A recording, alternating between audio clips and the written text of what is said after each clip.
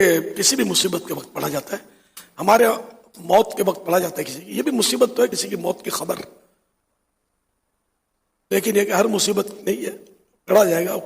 قرآن کریم سورۃ البقرہ آیت نمبر 156 میں ارشاد فرمایا الذین اذا اصابتهم مصیبہ قالوا انا للہ وانا الیہ راجعون. آسان ترجمہ قرآن کنز العرفان. وہ لوگ کہ جب ان پر کوئی مصیبت آتی ہے تو کہتے ہیں ہم اللہ ہی کے ہیں اور ہم اسی کی طرف لوٹنے والے ہیں. ایک مرتبہ نبی اکرم صلی اللہ علیہ وسلم کا چراغ مبارک جو تھا وہ بجھ گیا، تو آپ صلی اللہ علیہ وآلہ وسلم نے انا للہ و انا الیہ راجعون پڑھا. عرض کی گئی کیا یہ بھی مصیبت ہے؟ ارشاد فرمایا جی ہاں، اور ہر وہ چیز جو مومن کو اذیت یعنی تکلیف دے وہ اس کے لیے مصیبت ہے اور اس پر اجر ہے.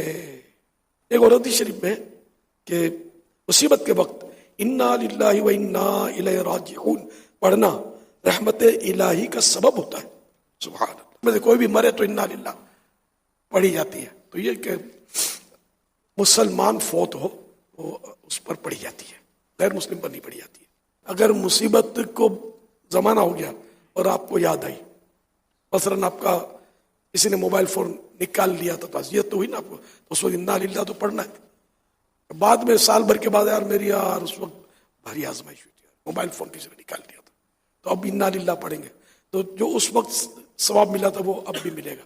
جب اپنی مصیبت یاد آنے پر کوئی انا للہ پڑھے گا تو اس کو اس مصیبت کا جو ثواب ملا تھا وہ اب بھی ملے گا. یہ اللہ کی رحمت ہے، کرم ہے.